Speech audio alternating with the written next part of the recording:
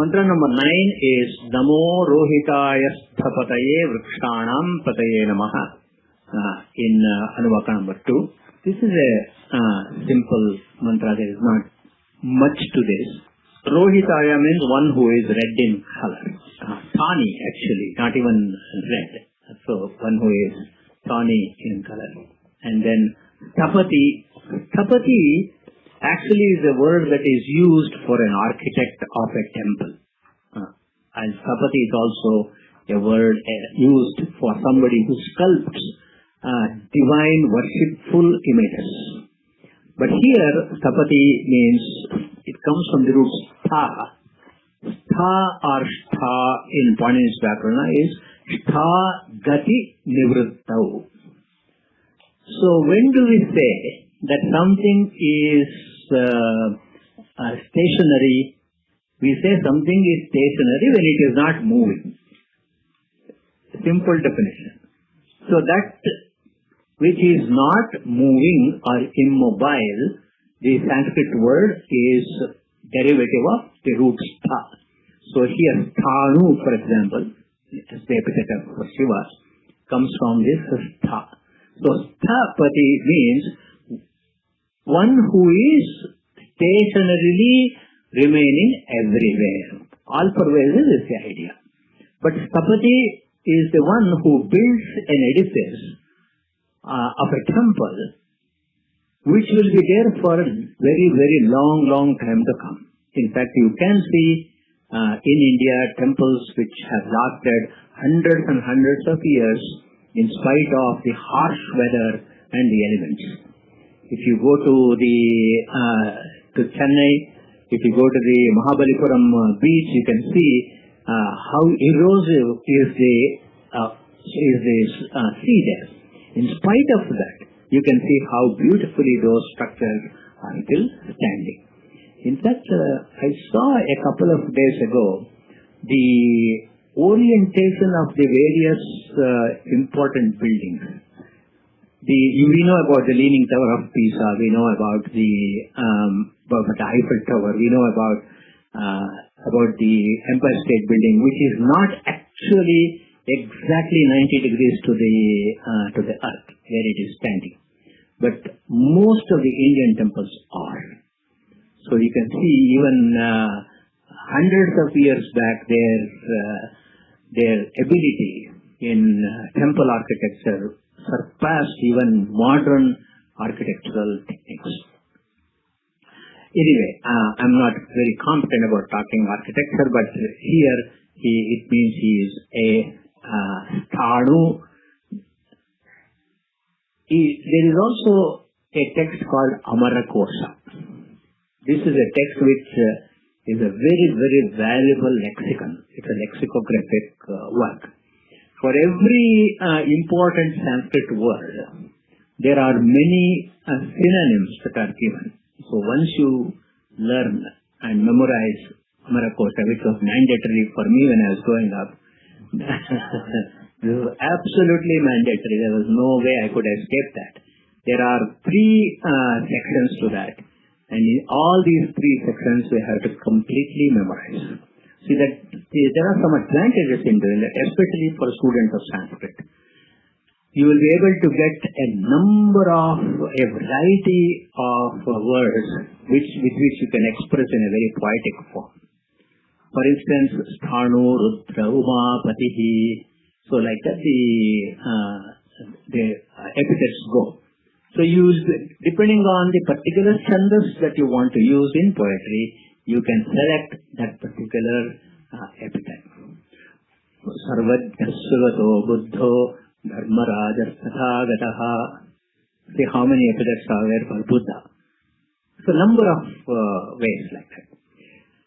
Kalo drishto peneha pi samayo avatsitaha. So for this time you will have a number of epithets. So like that it is worthwhile memorizing the Amarakosha, and the age to start is 5.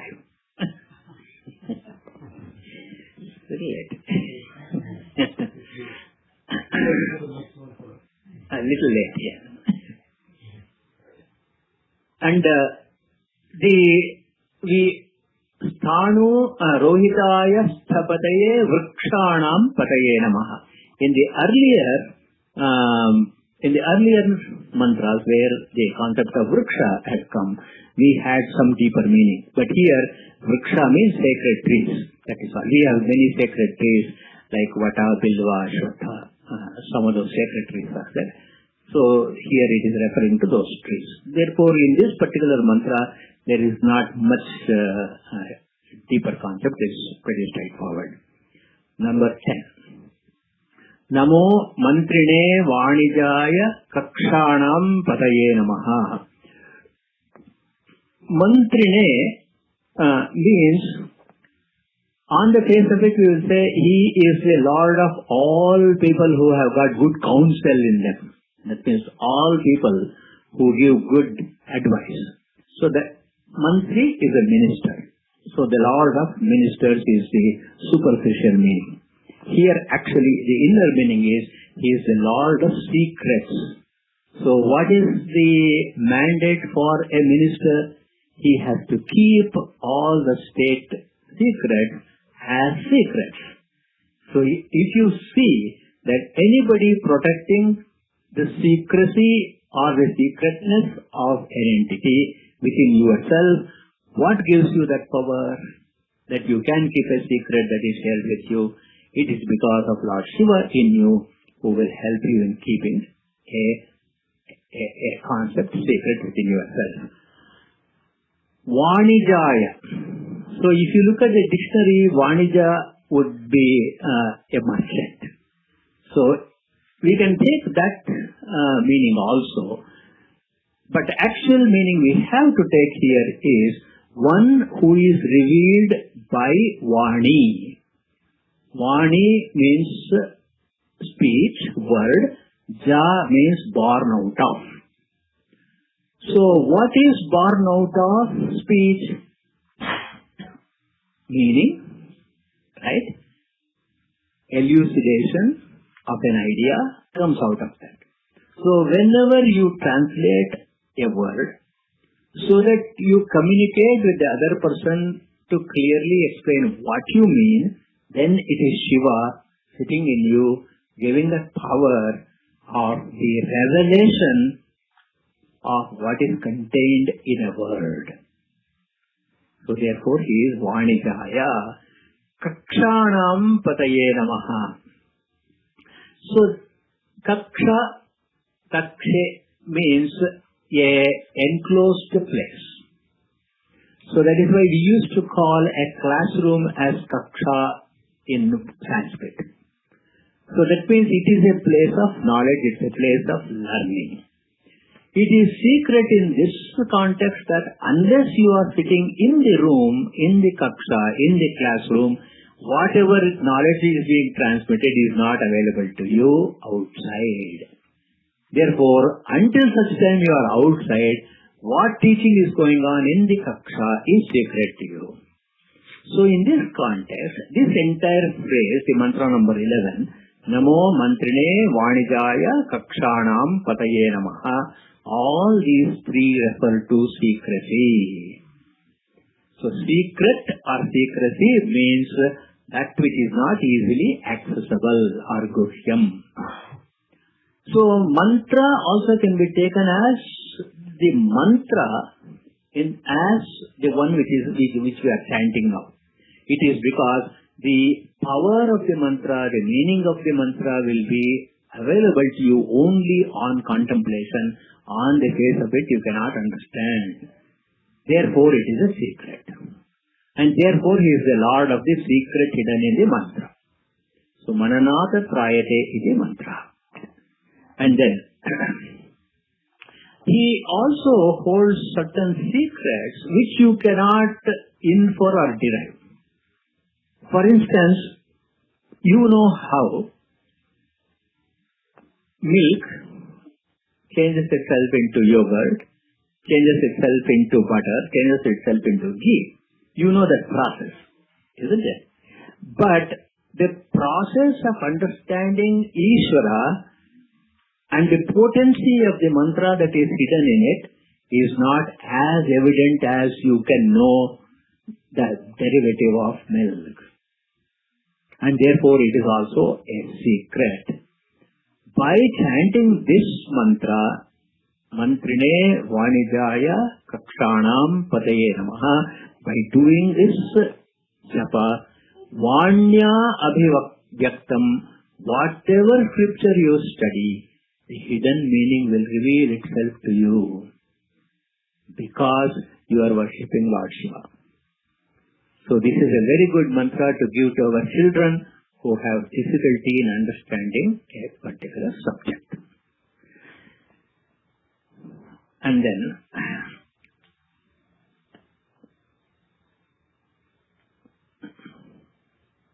how do we know he is hidden in everything? You already know the mantra. Ishanas Sarva Vidyanam, Ishwaras Sarva Bhutanam, Brahmadipatir, Brahmanodipatir, Brahma, Shivome, Astu Sada Shivom. There is a very interesting prayer to Lord Krishna. In this prayer, the devotee is asking, may that Lord Krishna, who cannot be seen, become visible to me.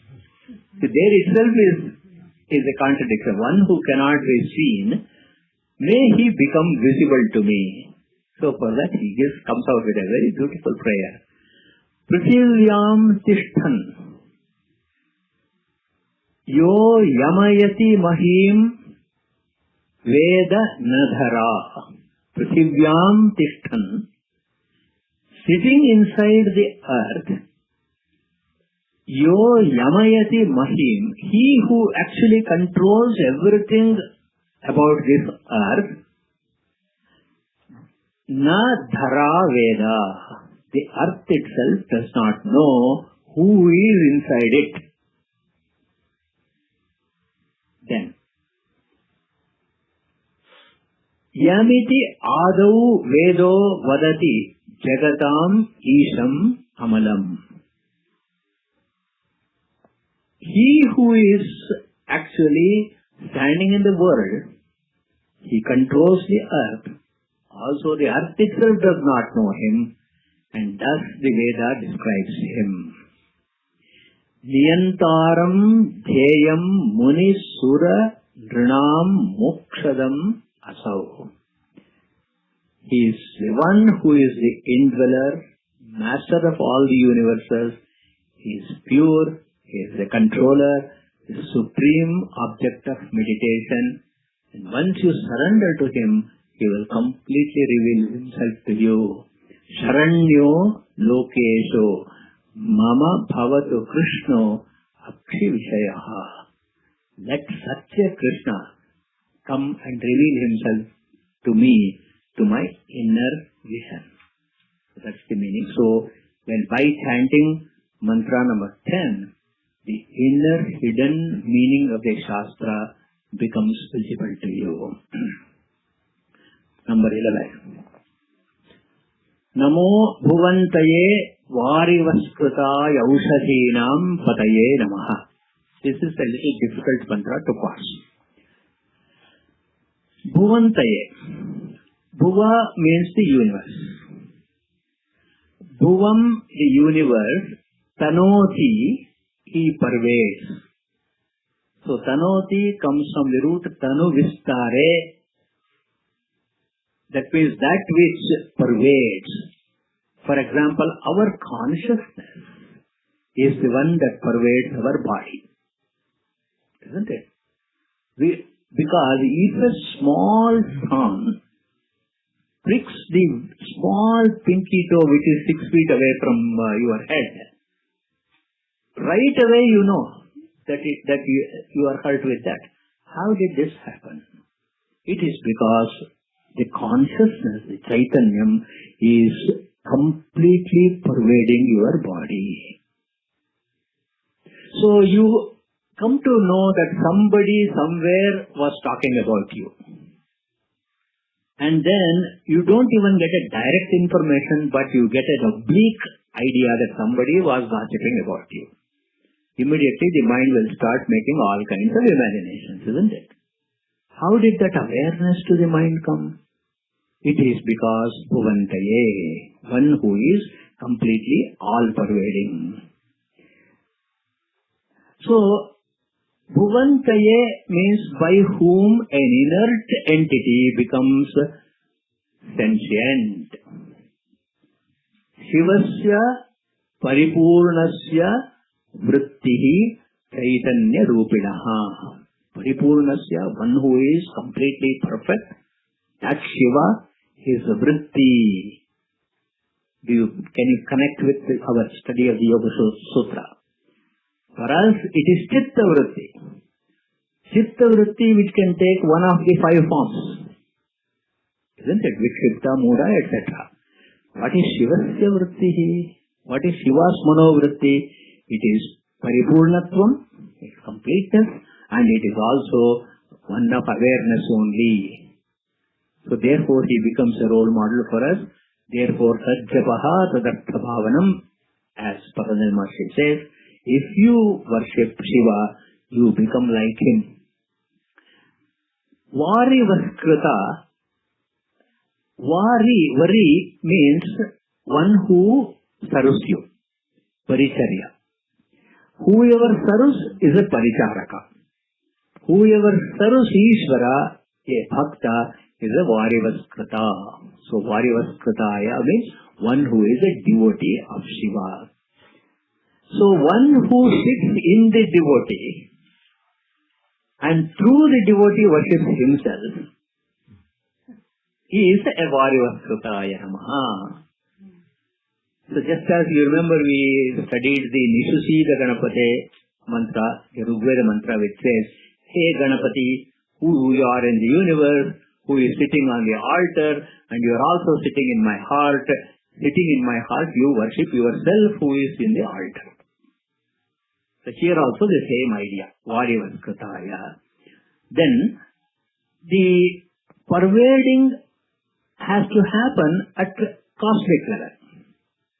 So at cosmic level, he is Bhuvantaye. At microcosmic level, in each one of the individuals, he is Varivaskrita. So by using Bhuvantaye Varivaskrita, what was the message given by the mantra? That he is both in the macrocosm and in the microcosm.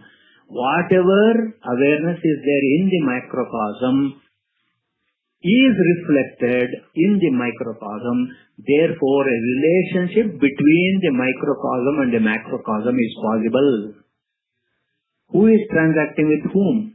If I am in this world as a being with full of awareness, and universe is an entity which is full of awareness, I am able to function in this universe because of the awareness present both in macrocosm and in microcosm.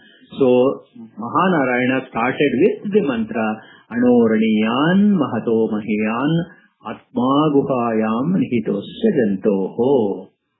This Mahanarayana is in Anoraniyan, in the smallest of the small, Mahato Mahiyan in the biggest of the big. And therefore only our functioning and existing in the universe is possible, and that is the idea here also. So, why should we specifically mention that Shiva is in the Bhaktas? The Varivaskrita means he is a devotee. So the mantra takes up the idea that he is present only in the devotees. So does it mean to say that those who are not devoted to Shiva, he is not there? The explanation comes, there is fire in wood. You know that, right? In a log of wood, there is fire. But why is it you are not able to feel the heat? Similarly, if there is an iron bar which has got fire in it, the heat in it, can you experience the heat of the hot iron bar? Why is it the presence of heat in iron bar is felt, whereas the presence of Agni in a piece of wood is not felt? Because of the medium. The medium of wood in which Agni is there is pure tamas, whereas the medium is pure sattva, as far as the iron is concerned. Beautiful shloka is there. Yatha agni samaveshat na ayaha bhavati kevalam. Ayaha or ayas means iron. Yatha, just as agni samaveshat, because of contact with fire, ayaha, the iron, na kevalam ayaha bhavati. It doesn't become just a piece of iron. Tathaiva, similarly, mama sannidhyat, when Shiva is completely present, nate kevala manushaha. Those human beings are not ordinary human beings. When you have Shiva in your heart, and then his presence is experienced by you, you are no longer an ordinary person.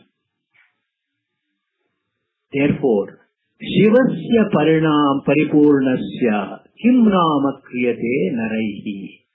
When that complete Shiva is there in you, what is it that you cannot achieve? Here is the punchline. Yat kritam Shiva bhaktanam tat Shivasya kritam bhavet. Whatever is done by such devotees of Shiva, it will be the work of Shiva himself. It means to that extent we must completely surrender and become one with Shiva.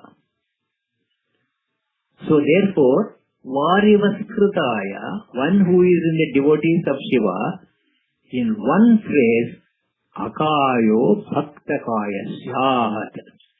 Akayo, even though he has no body at all, his body is the body of a Bhakta. That is why we give so much importance to a devotee of God. Even in many other texts also they say, even if you don't prostrate before God and the deity, it doesn't matter.